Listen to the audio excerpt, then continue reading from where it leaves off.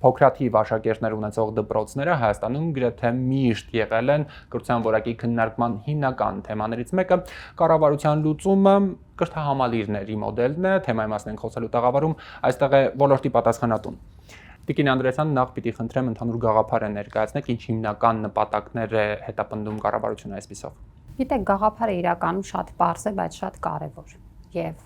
դա իրականում մեր հանձնառությունն է, մեր երկրի ցանկացած բնակավայրում բնակվող երեխայի համար հասանելի դարձնել որակյալ կրթությունը։ Ես իզուր չեմ այս բառերը շեշտում, որակյալ կրթությունը, որովհետև այն, ինչ մենք այսօր ունենք, հատկապես որոշ բնակավայրերում, որտեղ երեխաների թիվը փոքր է եւ մենք ունենք շատ լուրջ խնդիրներ կրթության որակի հետ կապված, կրթությունը կարծես թե հասանելի է, բայց արդյոք հասանելի է այն կրթությունը, որը մեր երեխաներին ընձեռում է իրենց կարողությունները զարգացնելու, մրցունակ քաղաքացի դառնալու հնարավորություն։ Եվ եթե մենք նայում ենք զուտ ֆինանսավորման տեսանկյունից, կառավարությունը շատ ավելի մեծ ջանք է ներդրում եւ միջոցներ է ուղղում այս երեխաների կրթության կազմակերպմանը։ Մենք ունենք փոքրականակ երեխաների կազմով համալրված դպրոցներ, որտեղ մեկ երեխայի կրթությանը մենք մինչև տարեկան 20 միլիոն դրամ ենք տալիս։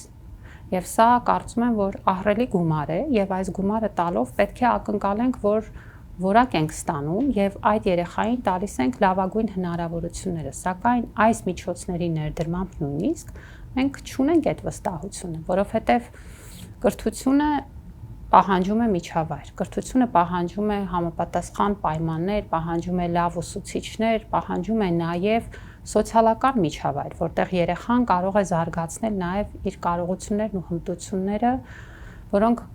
պահանջում են տարեկիցների առկայություն, դրանք այնպիսի հմտություններ են, ինչպես թիմում աշխատելը, սոցիալականացումը, հոգեբանական հարմարումը եւ ակնհայտ է։ Երբեմն ասում են մեկ երեխայի ուսուցչի ուղղությունը եւ այսպես աշխատանքը կենտրոնանում է մեկի վրա, ավելի արդյունավետ է։ Եթե մենք խոսում ենք այն մասին, որ անհատականացված պարապմունքներով կոնկրետ գիտելիքի հաղորդում ունենանք, իհարկե անհատական պարապմունքները ունեն իրենց արդյունավետությունը գիտելիքի տեսանկյունից, բայց կրթությունը դրա մասին չի։ Եվ իրականում կրթությունը շատ վաղուց արդեն միայն գիտելիք չի։ Գիտելիքը այն է, ինչ նախ փոխվում է եւ անընդհատ թարմացման կարիք ունի, եւ այսօր կրթության հիմնական դերը ոչ թե գիտելիք հաղորդելն է, այլ հմտություն ձևավորելն է, կարողունակություն ձևավորելն է։ Իսկ դա նշանակում է թե գիտելիք, դա նշանակում է թե հմտություններ եւ նշանակում է նաեւ արժեքներ եւ դիրքորոշումներ, իսկ այս ամենը ձևավորվում է միայն սոցիալական միջավայրում եւ մենք պետք է վերցնենք մեր վրա այդ հանձնառությունն ու պատասխանատվությունը առերեսվել խնդիրների հետ։ Սա է արել կառավարությունը, գնահատելով իրավիճակը, փորձել է առաջարկել լուծում, որը յուրաքանչյուր բնակավայրի համար հասանելի է դարձնում որակյալ կրթությունը, առանց բնակավայրի տեղափոխության պարտադրանքի։ Սա շատ կարևոր է։ Ու շահարկումների հիմնական առիթը հանդիսացող, նաև ենթադրում է կրթահամալիրների մոդելը խոշորացում դպրոցների։ Արդյոք սա չի ենթադրի այդ ձեր նշած տեղափոխությունը։ Բացարձակ։ Եկեք պարզ նայենք իրավիճակին։ Ինչ է այսօր տեղի ունենում։ Մեր շատ գյուղական բնակավայրերում, որտեղ փոքրականակ թվով երեխաներ են դպրոց հաճախում, ծնողները, երբ որ հասնում է երեխայի դպրոց գնալու տարիքը,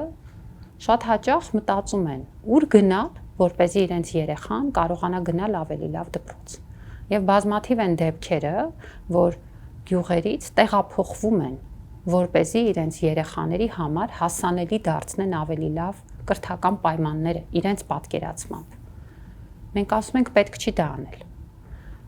Յուրաքանչյուրը կարող է բնակվել իր տանը, իր բնակավայրում, եւ հենց իր տանը, իր բնակավայրում իր երեխայի համար հասանելի կդառնա ժամանակակից, բոլոր պայմաններով հագեցած, ուսուցչական լավ կազմով նույնպես բավարար պայմաններ ունեցող եւ որակյալ կրթական բովանդակություն տրամադրող դպրոցը։ Ինչպես մարդը բնակվում է այնտեղ, որտեղ բնակվում էր։ Մենք կառուցում ենք կրթահամալիրը, վերանորոգում ենք։ Այսինքն դրանք պետք է կառուցվեն։ Այո։ Կառուցվեն կամ առնվազն վերանորոգվեն, հիմնանորոգվեն։ Այսինքն ունենան ամբողջությամբ համապատասխանություն այն ստանդարտներին, որը գործում է 300 դպրոցների ծրագրի պայմաններում։ Մենք ստեղծում ենք շենքային գույքային պայմանները։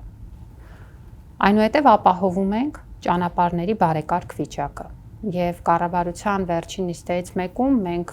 առանձին միջոցներ հատկացրեցինք հենց կրթահամալիրներ մոտեցող ճանապարհների նորոգման համար։ Բացի դրանից մենք հոգ ենք տանում տրանսպորտային անվտանգ եւ ապահով փոխադրման մասով։ Սա թե տրանսպորտային միջոցների գնում է ենթադրում, որոնք դպրոցական ավտոբուսներ են եւ հենց երեխաների տեղափոխման համար նախատեսված փոխադրամիջոցներ եւ այս մասով նույնպես գնման գործընթացների փուլում ենք, թե նաեւ քննարկում ենք տրանսպորտային ծառայությունների փոխհատուցման հնարավորությունը այն դեպքերում, երբ որ դա ավելի հարմար կլինի, օրինակ ծնողը ունի մեքենա, իրեն հարմար է, որ ինքը երեխային մոտեցնի կամ որևէ կերպ կազմակերպի եւ այս պարագայում նույնպես հնարավոր կլինի դա անել փոխհատուցում ստանալով համապատասխան ծառայության համար։ Այսինքն այն հիմնական մտահոգությունը, որը գուցե ծնողներին կարող է անհանգստացնել երեխաների անվտանգ տեղափոխությունը եւ ժամանակին։ Այս մասով խնդիր չի լինում։ Բացարձակապես խնդիր չի կարող լինել, որովհետև դրանք շատ մանրամասն քննարկված հարցեր են եւ ճանապարհային անվտանգության վարորդների պատրաստվածության, բացի դրանից փոխադրամիջոցներում առանձին ուղեկցողների առկայության, որոնք նաեւ հետևելու են, որպեսզի որևէ երեխայի ճանապարհի ընթացքում անհրաժեշտ կարիքի բարագայում լինեն կողքին եւ նաեւ արձագանքեն, այս բոլոր հանգամանքները ապահովելու են, որպեսզի մենք ունենանք իսկապես իդեալական պայմաններ կազմակերպելու որակյալ կրթությունը։ Եվ գիտեք, նաև շատ կարևոր է թե ինչի մասին ենք խոսում։ Իրականում մենք խոսում ենք շատ փոքր տարածությունների մասին, որոնք Երևանում հազարավոր երեխաներ ամեն օր կտրում են, որպեսզի հասնեն դպրոց։ Եվ այսօր էլ մեր տասնյակ հազարավոր երեխաներ Երևանում դպրոց գնալու համար օրինակ 3 կիլոմետր ճանապարհ են անցնում։ Այդ ճանապարհը անցնում են հանրային տրանսպորտով, անցնում են տարբեր եղանակներով եւ բնականաբար դա անում են իրենց ծնողների ընտրությամբ, որտեղ դպրոցը ընտրում է ծնողը։ Եվ սա էլ նշանակում է, որ ծնողները ընտրում են այն դպրոցները, որոնք իրենց կարծիքով ավելի հարմար են, ավելի որակյալ են եւ ավելի լավ հնարավորություններ են ընձեռում իրենց երեխաներին։ Եվ այսպիսով մենք ապահովելով այս պայմանները ըստ էության կարճ տարածություններում ձևավորելով ճանապարհային եւ տրանսպորտային ենթակառուցվածքները ցանկացած բնակավայրում բնակվելով հնարավոր ենք դարձնում լավ դպրոցներ գնալու տեսլականը, որ մեր յուրաքանչյուր ծնողի առաջնորդում է իր երեխայի կրթությունը ապահովելու։ Եվ ես կարծում եմ, որ այդ իմաստով բոլոր